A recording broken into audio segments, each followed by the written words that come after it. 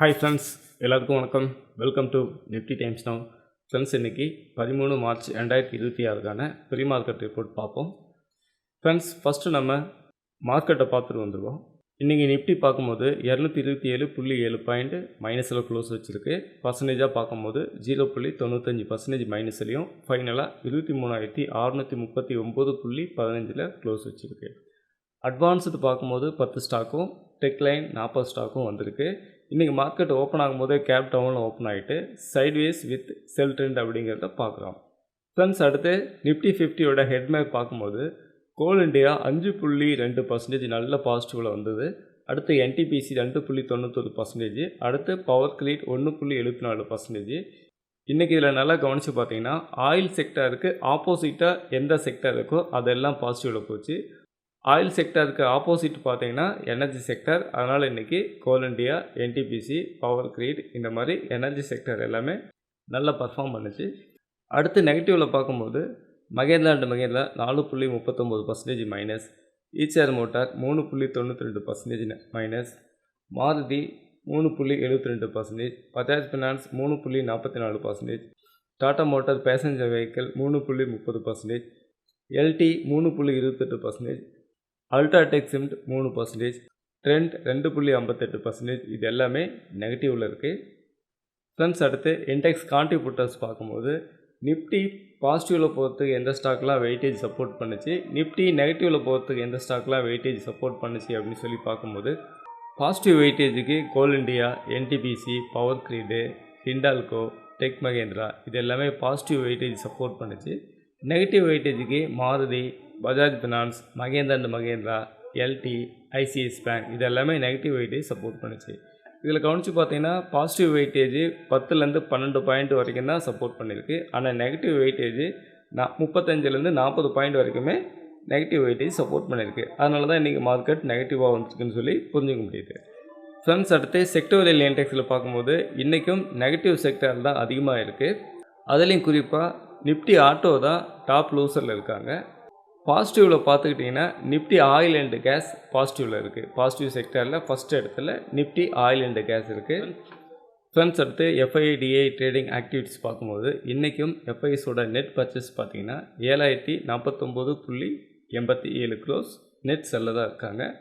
அதே நேரத்தில் டிஐஸோட net purchase பார்க்கும்போது 7,449.77 க்ரோஸ் நெட் பையராக இருக்காங்க.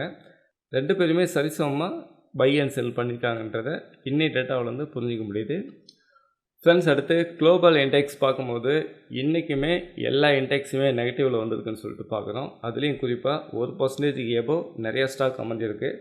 டவ் ஜோன்ஸ் பாருங்கள் 1.56% minus, Nasdaq 1.78% minus, S&P 500 1.52% minus, Russell 2000 2.12% minus, Canada 0.84% minus, Mexico 2.18% minus, UK 0.47% minus, France 0.71% minus. இன்றைக்கி global இண்டெக்ஸில் பார்க்கும்போது எல்லா ஸ்டாக்குமே நெகட்டிவ்னு சொல்லிட்டு நம்ம பார்க்குறோம். அந்த இடத்துல இதோட ரியாக்ட் நம்ம இந்தியன் மார்க்கெட்லேயும் இருக்கிறதுக்கு வாய்ப்பு இருக்குது. ஃப்ரெண்ட்ஸ், அடுத்து இந்தியன் ஏடிஎஸ் ஸ்டாக்ஸ் பார்க்கும்போது இந்தியன் ஏடிஎஸ் ஸ்டாக்ஸில் முக்கியமான ஸ்டாக்ஸ் எல்லாமே இன்றைக்கி நெகட்டிவ் சைடு இருக்குன்றதை பார்க்குறோம். விப்ரோ பாருங்கள் 2.95% மைனஸ்லையும், Infosys 3.10% minus, HDFC bank 0.39% minus, ICICI bank 1.69% minus, doctor Reddy 1.31% minus. இந்த ஏடிஎஸ் ஸ்டாக்கில் முக்கியமான ஸ்டாக்ஸ் எல்லாமே நெகட்டிவ் சைடுன்றதை பார்க்குறோம். ஃப்ரெண்ட்ஸ், ஃபைனலாக என்னோடய நாலேஜ் பேஸ்ட் ஓப்பன் இன்ட்ரெஸ்ட் ரேட்டை பற்றி பார்க்கலாம். ஃப்ரெண்ட்ஸ், இந்த இடத்துல பாருங்கள் நான் நிஃப்டி செலக்ட் பண்ணி எடுத்து வச்சுருக்கேன். நிஃப்டியை பொறுத்த வரைக்கும் இன்றைக்கி 10% நியூ ஒய் இன்க்ரீஸ் பண்ணியிருந்தாங்க. இதில் 11,554 கான்ட்ராக்ட் ஃபியூச்சரில் கிரியேட் பண்ணியிருந்தாங்க. கால் ஆப்ஷனில் பார்க்கும்போது 5,26,157 கான்ட்ராக்ட் நியூ ஒய் இன்க்ரீஸ் பண்ணியிருந்தாங்க. அதுவே 2,30,017 contract old position short covering பண்ணிட்டு வெளியில் போயிருந்தாங்க. இப்போ நெட்டாக பார்க்கும்போது 2,96,140 contract call side new OI increase பண்ணியிருக்காங்க. புட் சைடு பார்க்கும்போது 5,10,127 கான்ட்ராக்ட் நியூ ஒய் இன்க்ரீஸ் பண்ணியிருந்தாங்க. அதுவே 1,63,616 contract old position short covering பண்ணிட்டு வெளியில் போயிருந்தாங்க. இப்போ புட் சைடு நெட்டாக பார்க்கும்போது 3,46,511 கான்ட்ராக்ட் கிரியேட் பண்ணியிருந்தாங்க.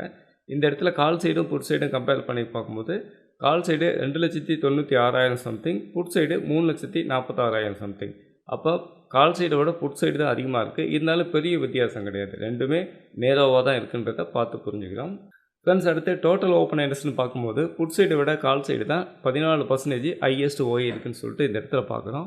அடுத்து நம்ம ஆக்டிவ் கான்ட்ராக்டில் பார்க்கும்போது 23,700 கால் ஆப்ஷனில் 38,698 கான்ட்ராக்டும், 23,800 கால் ஆப்ஷனில் 29,807 கான்ட்ராக்டும், 24,000 கால் ஆப்ஷனில் 18,172 கான்ட்ராக்டும் க்ரியேட் பண்ணியிருக்காங்க. அடுத்து புட் சைடு ஆக்டிவ் கான்ட்ராக்டில் பார்க்கும்போது 23,700 புட் ஆப்ஷனில் 11,763 கான்ட்ராக்டும், 23,600 புட் ஆப்ஷனில் 40,683 கான்ட்ராக்டும், 23,500 புட் ஆப்ஷனில் 12,149 கான்ட்ராக்டும் க்ரியேட் பண்ணியிருக்காங்க.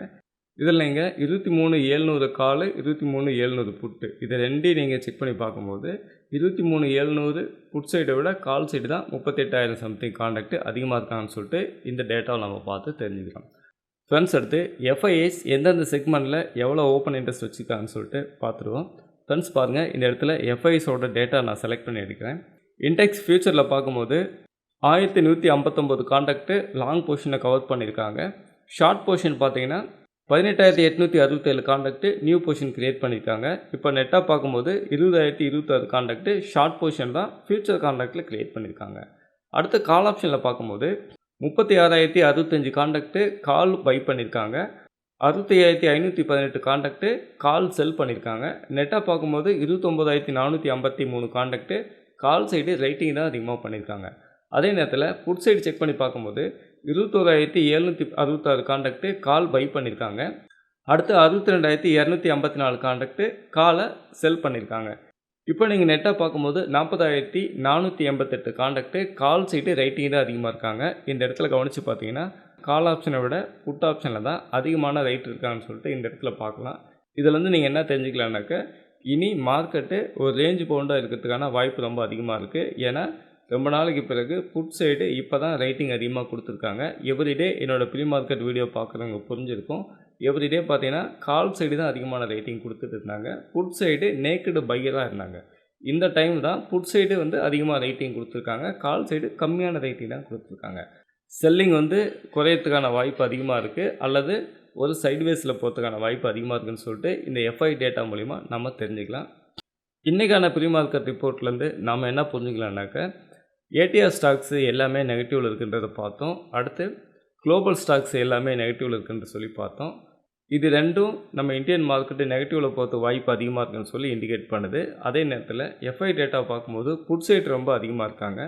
இது என்ன இண்டிகேட் பண்ணுதுன்னா, செல்லிங் குறையறதுக்கான வாய்ப்பு இருக்குது, அல்லது சைட்வேஸில் போகிறதுக்கான வாய்ப்பு இருக்குன்ற மாதிரி எஃப்ஐஎஸோட ரைட்டிங் டேட்டா நமக்கு சொல்லுது. இதிலேருந்து என்ன புரிஞ்சுக்கலான்னா, செல்லிங் வித் சைட்வே மார்க்கெட்டுன்றதை நம்மளால் புரிஞ்சிக்க முடியுது.